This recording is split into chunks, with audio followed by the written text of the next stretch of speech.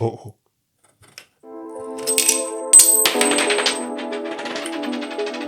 In today's video, we're going to be replacing the headset bearing of my Giant Anthem.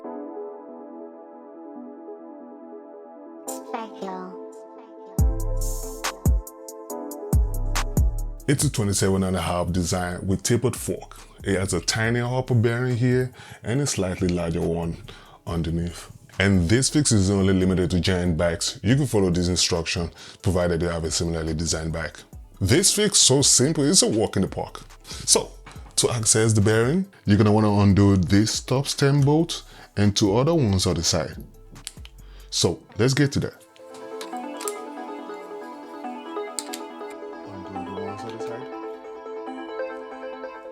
I won't show you the other one on this side, but trust me, it's there.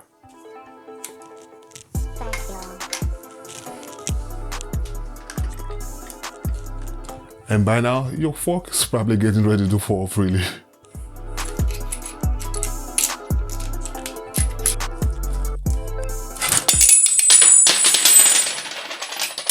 Uh-oh.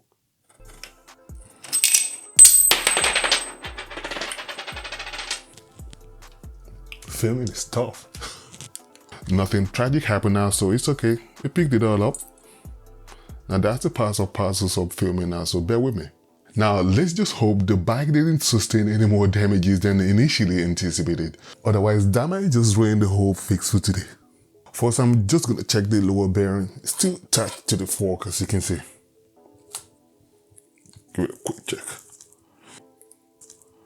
And it seems okay.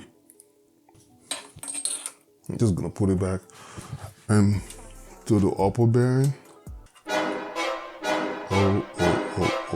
And this is the condition I've been riding around in. Good God, you got like half of the ball bearings missing. Good God, it's definitely a toast. Anyway.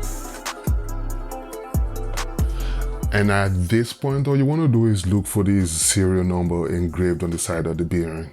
Oh, there you go. It's all rusted and I can barely read it. So you need that number, and that's the number you want to give your bike part dealer. And considering I was going to be making this video, I already went ahead and ordered the replacement part using that same number that I told you of earlier on.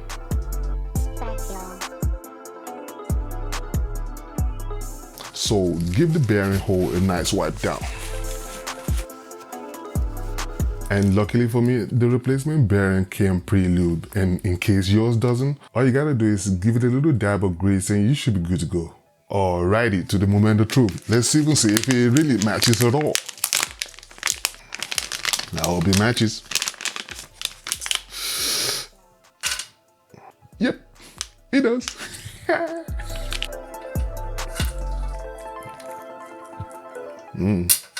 Nice. Seems as if we're getting somewhere. And as you can see, the missing bearing was already forcing other problems. But thank God I got to it quicker before it actually escalated to the point of no return. So wipe down the spacers and reinstall them to where they belong.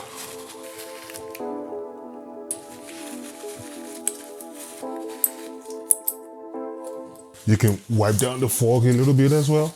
But here I'm dealing with obviously minimal dirt, so there's no point in wasting time on this.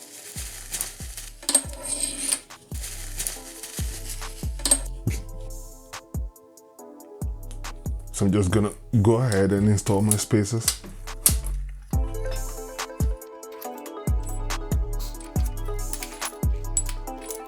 And then this thing.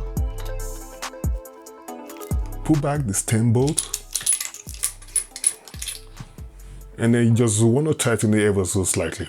Now you can just work on the bolts on the sides. And from here on, you will need to put back your wheels and put the bike down on the floor in order to be able to adjust your stem angle.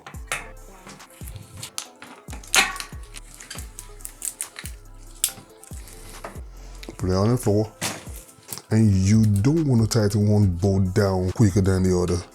Just toggle back and forth so one doesn't get any tighter than the other. Just make sure you give it a nice even tight down. And both bolts torques down to 5.5 Newton meters.